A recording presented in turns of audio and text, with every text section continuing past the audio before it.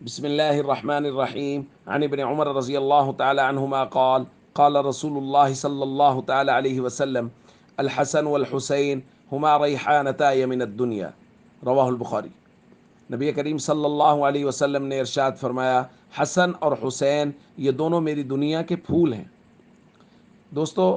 حسنین کریمین سے نبی کریم صلی اللہ علیہ وسلم والہانہ محبت فرمایا کرتے تھے۔ آپ صلی اللہ علیہ وسلم ان کو چوما کرتے تھے، ان شہزادوں کو سونگھا کرتے تھے اور فرمایا کرتے تھے ہما ریحانتایا من الدنیا، یہ میری دنیا کے دو پھول ہیں۔ اور کیوں نہ ہو کہ سب سے پہلی وہ آواز جو ان کو سنوائی گئی وہ جناب محمد کریم صلی اللہ علیہ وسلم کے زبان مبارک سے نکلی ہوئی اذان تھی، اور سب سے پہلی وہ خوراک جو ان کو دی گئی وہ محمد صلی اللہ علیہ وسلم کی بنائی ہوئی گھٹی تھی، جس میں حضور علیہ الصلوۃ والسلام کا لعاب دہن شامل تھا۔ اور کیوں نہ ہو کہ یہ سیدہ خاتون جنت سیدہ فاطمہ الزہرا رضی اللہ تعالیٰ عنہ کے لخت جگر ہیں، اور شیر خدا سیدنا علی المرتضیٰ رضی اللہ تعالیٰ عنہ کے نور نظر ہیں، اور کیوں نہ ہو کہ سیدہ خدیجۃ الکبریٰ رضی اللہ تعالیٰ عنہ اور محمد کریم صلی اللہ تعالیٰ علیہ وسلم کے نواسے ہیں۔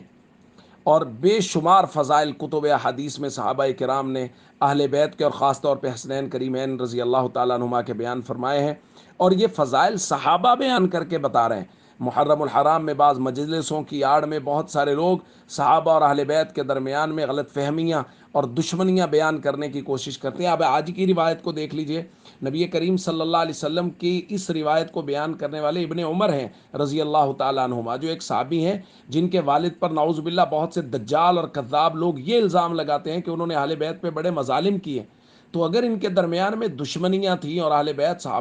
صحابہ خدا نہ خواستہ اہل بیت کو برداشت نہیں کرتے تھے، تو پھر ان کے فضائل کی احادیث بیان کرنے والے تو تمام تر صحابہ کرام ہی ہیں۔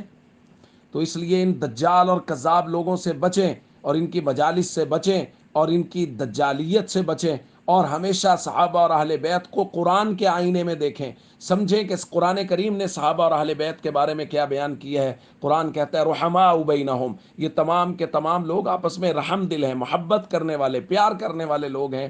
بہت سارے لوگ ان کے درمیان میں جو غلط فہمیاں بیان کرتے ہیں ان سے ہمیشہ بچیں، اور صحابہ اور اہل بیت سے ہمیشہ والہانہ محبت رکھیں۔ السلام علیکم ورحمۃ اللہ وبرکاتہ۔